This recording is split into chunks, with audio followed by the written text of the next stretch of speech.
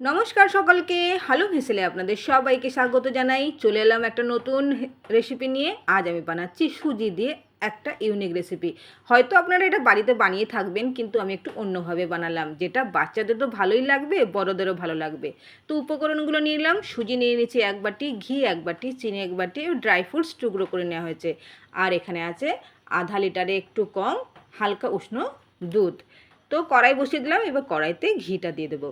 ঘিটা দিয়ে এরপরে আমি সুজিটা দিয়ে দেবো।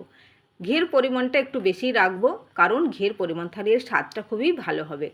আপনারা চাইলে কম তেলে কম ঘিয়েতেও করতে পারেন, কিন্তু এখানে একটু বেশি পরিমাণ ঘি দিলে দেখবেন তার টেস্টটা আরও বেশি বেড়ে যাবে। এরপরে ঘিয়ের মধ্যে সুজিটা দিয়ে ভালো করে নাড়তে থাকবো যতক্ষণ না সুজির কালারটা চেঞ্জ হয়ে যায়। একটু সুজির কালারটা ব্রাউনি ব্রাউনি হয়ে আসবে, তখনই কিন্তু দেখতে ভালো। দেখুন সুজির কালারটা অনেকটা চেঞ্জ হয়ে গেছে আর একদম ঝুরো ঝুরো মতন হয়ে গেছে। এই সময় আমি দিয়ে দেবো চিনিটা। চিনির পরিমাণটা আপনারা বেশি বা কম করতে পারেন, কারণ মিষ্টিটা যেমন খাবেন তেমনই দেবেন। চিনিটা একটু 2 থেকে 3 মিনিটের মতন সুজির সঙ্গে ভালো করে মিক্সড করে নিচ্ছি। আপনারা চাইলে দুধের সাথে চিনিটা ভালো করে মিক্স করে দিতেও পারবেন, কিন্তু আমি এভাবেই দিলাম। তো চিনিটা ভালো করে সুজির সঙ্গে মিক্স করে নিলাম। এরপরে দুধটা দিয়ে দিচ্ছি। দুধটা দিয়ে আমি কিছুক্ষণ নাড়তে থাকবো, কারণ সুজিতে দুধ দিলে দেখবেন আর তাড়াতাড়ি সুজিটা অ্যাবজর্ব করে নেয় দুধটাকে। এই জন্য আঁচটা একদম লোতে রাখবেন আর কন্টিনিউ এটাকে চালাতে থাকবেন। এই সময় আমি দিয়ে দিচ্ছি ড্রাই ফ্রুটস। আপনারা চাইলে ভাজতেও পারেন, কিন্তু না ভেজে এভাবে দেবেন, দেখবেন খেতে খুবই সুস্বাদু লাগবে। ড্রাই ফ্রুটস দিয়ে এটাকে কন্টিনিউ আমি নাড়তে থাকবো। দেখুন দুধটা পুরো সুজিটা অ্যাবজর্ব করে নিয়েছে, একদম শক্ত মতন হয়েছে। এটা ততক্ষণ নাড়তে থাকবো যতক্ষণ না এটা একটু শক্ত শক্ত হয়ে আসে।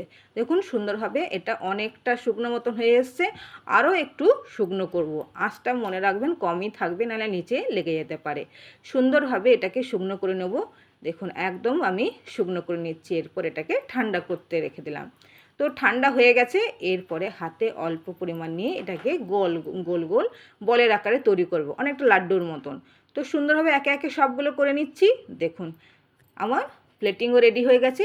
এর উপরে আপনি একটু গার্নিশিংয়ের জন্য একটু কিশমিশ দিয়ে সাজিয়ে দিলাম। মনে হবে এটা সুজির হালুয়া, কিন্তু একবার সুজির লাড্ডুটা এইভাবে বানিয়ে দেখবেন। বাচ্চারা তো প্রিয়, আর বড়রাও ভাববে যে এটা একটা ইউনিক একটা রেসিপি। তো দেখতে কেমন লাগছে বলুন তো? অসাধারণ লাগছে না? দেখতে তো ভালোই লাগছে, খেতেও দুর্দান্ত হয়েছে। আমার ছেলে তো একসাথে 3-4টেই খেয়ে নিল, আর বললো মা আবার বানাবে, ফ্রিজে কিছুটা রেখে দাও। তো ফ্রিজেও রেখে দিলাম। তাই আপনাদের কাছে শেয়ার করলাম। খুবই ইউনিক এবং খুবই কম সময়ের মধ্যে আপনারা বানিয়ে নিতে পারবেন।